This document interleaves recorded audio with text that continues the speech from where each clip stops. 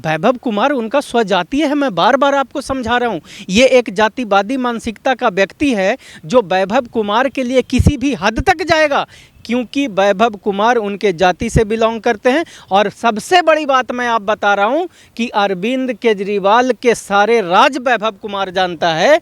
तो जैसे ही इसको पता है कि अगर वो जेल में जाएगा और वहां उसको जब पीछे से उनके जब डंका फुलाने की जब बात आ जाएगी, स्थिति आ जाएगी, तो हो सकता है कि वैभव कुमार वो सारी बातें उगल देगा जिससे अरविंद केजरीवाल की स्थिति आने वाले समय में दयनीय हो सकता है। ये भी एक बहुत बड़ा कारण है कि वैभव कुमार के लिए, उनको बचाने के लिए ये अपनी पुरजोर कोशिश और ताकत लगा रहे हैं। मतलब कमजोरी जानते हैं केजरीवाल की वैभव कुमार? बिल्कुल जानते हैं, क्योंकि उनके वो ये पिए रहे हैं। और जिस समय से वो एनजीओ में काम करते थे, उस समय से लेकर परिवर्तन एनजीओ से लेकर के आज तक वैभव कुमार अरविंद केजरीवाल के साथ है और लगातार साथ है। तो उनको इनकी सारी कमजोरियों के बारे में पता है कि ये कहाँ और क्या क्या घोटाला किए हैं।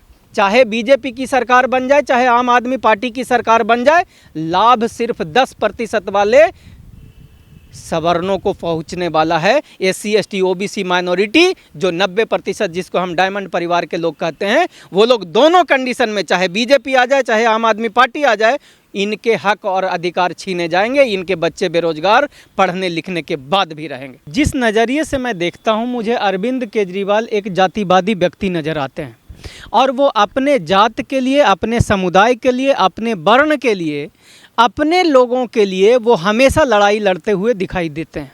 उदाहरण के तौर पे मैं आपको इनकी शुरुआती दौर से मंत्री और विधायक की मैं बात करूं तो संदीप वाल्मीकि, आरोप लगा, अगले दिन संदीप वाल्मीकि बाहर, पार्टी से बाहर, ठीक है। उसके बाद आप देखिए आरोप लगा राजेंद्र पाल गौतम से, जबकि पूरी दुनिया कह रही है कि राजेंद्र पाल गौतम ने कोई ऐसा गुनाह नहीं किया जिससे कि उसको मंत्री पद से इस्तीफा दिलवाना चाहिए था, लेकिन अरविंद केजरीवाल ने दिलवाया। उसके बाद आप आइए राजकुमार गौतम भाप गए थे कि अब परिस्थिति यहाँ दलितों और पिछड़ों की अच्छी नहीं है, इसीलिए राजकुमार गौतम ने वहाँ से रिजाइन दे दिया और अपनी इज्जत को बचाने का काम किया। उसी प्रकार आप नरेश यादव जो महरौली के विधायक हैं, उन पे भी केस हुआ। आपने कहीं नहीं सुना होगा कि अरविंद केजरीवाल ने उसको कुछ किया या उसको बचाने के लिए कुछ किया। ऐसे नरेंद्र तोमर, अगर मैं नाम सही ले रहा हूँ, हाँ, डिग्री वाले मामले में, तो नरेंद्र तोमर, ये सारे लोग जब एससी एसटी ओबीसी के जो लोग हैं, ये इन लोगों पे जब झूठा इल्ज़ाम लगाया जाता है, इनको फंसाया जाता है, तो अरविंद केजरीवाल को कोई फ़र्क नहीं पड़ता है।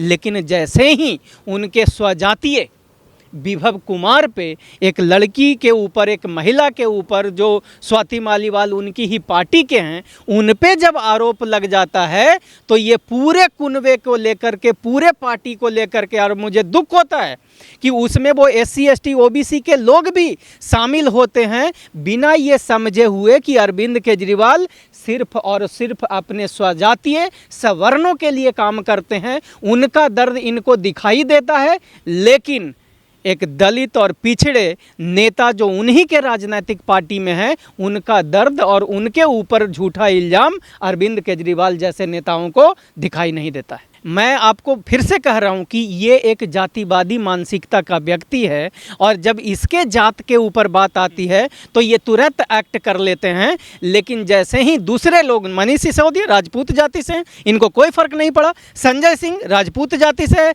मीडिया में आके 2-4 बार कुछ बातें कर देते हैं, वो अपना कोरम, वो वही वाली बात है कि कागज़ के पेट भरने वाली बात, लोगों के मतलब दिल को छूने वाली बात वो कर लेते हैं, लेकिन उनके अंदर से उनके लिए कोई दर्द इनको दिखाई नहीं देता है।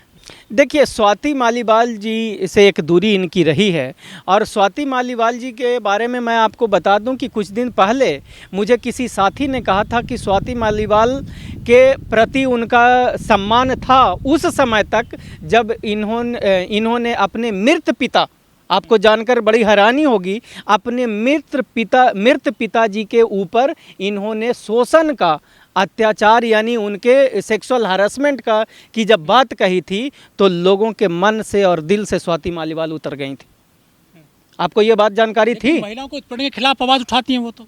महिलाओं के उत्पीड़न के खिलाफ अगर वो आवाज़ उठाती तो दलितों की मैं बात करता हूँ, दिल्ली में 1 जनवरी को जो रेप कांड हुआ, जो हत्या की जो कांड हुई, हाँ, उसके लिए कितना इन्होंने जोर लगाया।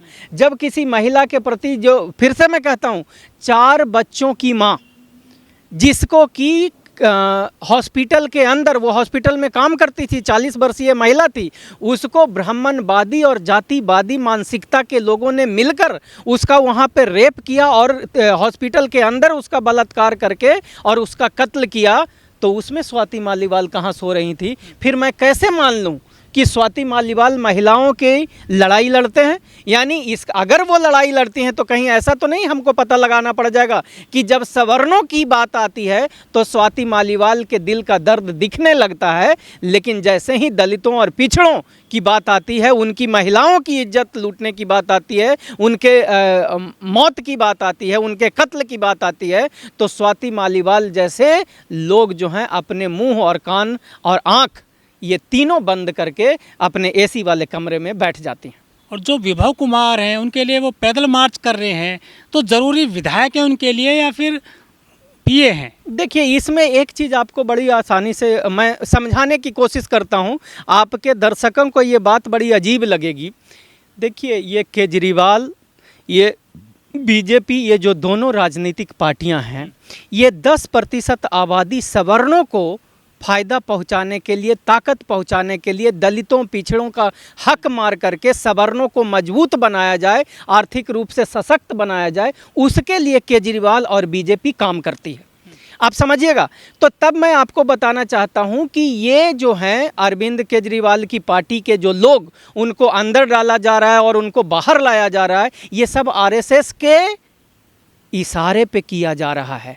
और आज जब चुनाव में राहुल गांधी हर जगह घूम घूम के ये बात कर रहे हैं कि भाई जाति जनगणना होनी चाहिए, हम SC ST OBC का रिप्रेजेंटेशन की वो बात कर रहे हैं, लेकिन जैसे ही केजरीवाल जेल से बाहर आ जाते हैं, उसके बाद न दलितों के हक और अधिकार की बात होती है, न उनकी नौकरी की बात होती है, न ठेकेदारी की हिस्सेदारी की बात होती है, न इंटरव्यू सिस्टम के माध्यम से जो पिछड़ों और दलितों को सरकारी नौकरियों से बाहर करने की बात होती है, उस पर भी चर्चा नहीं होता है। आज सरकारी नौकरियों में, सरकारी विभागों में 70 से लेकर 95% SC ST OBC की सीटें खाली है, उस पर भी चर्चा नहीं होती है कि उसको भरा कैसे जाए। आज मीडिया में जहाँ पे भी देखोगे अरविंद केजरीवाल और मोदी की बात हो रही है, उसके मंत्रियों के अंदर जाने और बाहर आने की बात हो रही है, उनके केस की बात हो रही है। लेकिन इससे फिर से जिस प्रकार से पिछले 75 वर्षों में ये दलितों पिछड़ों के हक और अधिकार की लड़ाई और उनके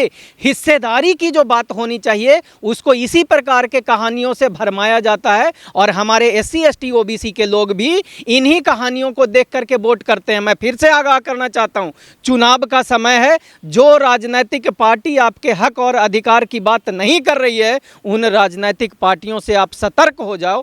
वैसे मजबूरी है आज ये कहना कि आज समय है कि बड़ा मॉन्स्टर बीजेपी को हटाने के लिए पार्टी को वोट दो, जैसे इंडिया गठबंधन को वोट दो। लेकिन आने वाले समय में इन लोगों से भी हम लोगों को सतर्क रहना है, इनकी कमियों और कमजोरियों को जानना है कि ये SC ST OBC के हक और अधिकार को मारने के लिए, उसको गुमराह करने के लिए, साजिश करने के लिए ये केजरीवाल को अंदर और बाहर ये सारा तमाशा है, आपके मुद्दों को छुपाने के लिए। स्वाति मालीवाल और वैभव का जो पूरा मामला है, मारपीट का जो रायता फैला है आम आदमी पार्टी में, इसका चुनाव पे क्या इम्पैक्ट पड़ेगा? 25 तारीख को चुनाव है दिल्ली में।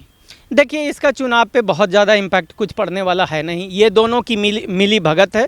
और फिर से मैं दोबारा आपको रिपीट कर रहा हूँ कि ये SC ST OBC के हक और अधिकार को भरमाने के लिए इस मामले को उठाया जा रहा है। और आज सारा का सारा मीडिया वो सिर्फ इसी पे बात कर रहा है। कोई नहीं बात कर रहा है कि अरविंद केजरीवाल जो है वो लगभग 50,000 करोड़ SC ST के लिए जो आवंटित किए थे वो पैसा SC ST OBC के ऊपर क्यों नहीं खर्च किए? इन बातों को छुपाने के लिए पिछले 10 सालों में 1 लाख से ज़्यादा करोड़ रुपया, 1 लाख करोड़ से ज़्यादा रुपया का ठेकेदार अरविंद केजरीवाल ने बनाया। और उसमें 5, 10, 20 हज़ार करोड़ का भी ठेकेदार SC ST OBC के लोगों को नहीं बनाया।